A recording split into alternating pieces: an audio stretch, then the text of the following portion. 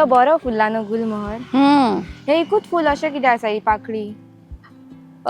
Actually ही जे कूळ आसा न्ही फेबेसी म्हणटात ताका फेबेसी. फेबेसी एक शेंग कुलीन अशें कूळ ते गुलमोहराचे कूळ म्हणजे जाका शेंगो येतात.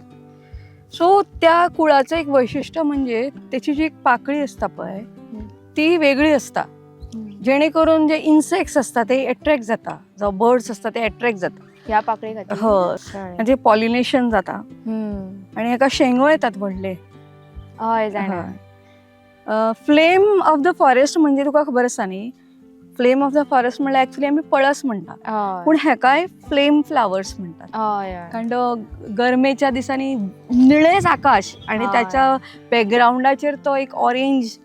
आमी ल्हान आसतना चित्र आमकां सांगताली न्ही लँडस्केप चित्र काडपाक, तर हो गुलमोहर काडपाक सोंपो. सो आमी चडशी फावटी गुलमोहरूच रंगयताली हेचेर.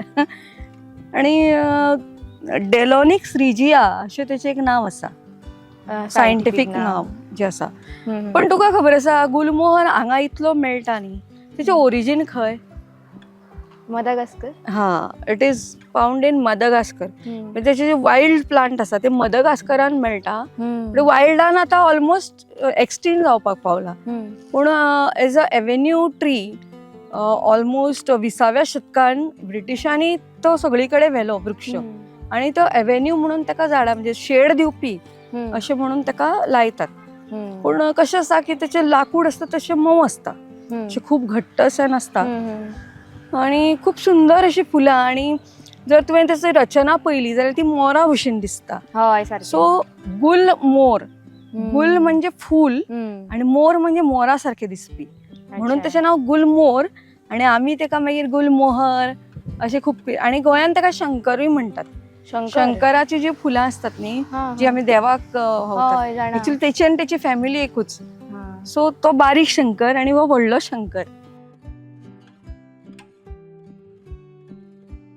तुका खबर आसा ल्हान आसतना न्ही आमी ह्या फुलांचे जे कळे आसा न्ही त्याच्या पासून एक मज्जा करताली. तुमी करतात?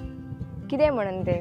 आमी आतां पळय ती फॉल्स नखां बीन आतां लायतात न्ही, सो पयलींच्या काळान म्हणजे आमी ल्हान आसतना आमी कितें करताली की तेची हे जे आसा न्ही कळ्यो तेची न्ही अश्यो नाक्षो करताली. सुंदर दिसतात न्ही. हय खरेंच. नैसर्गिक.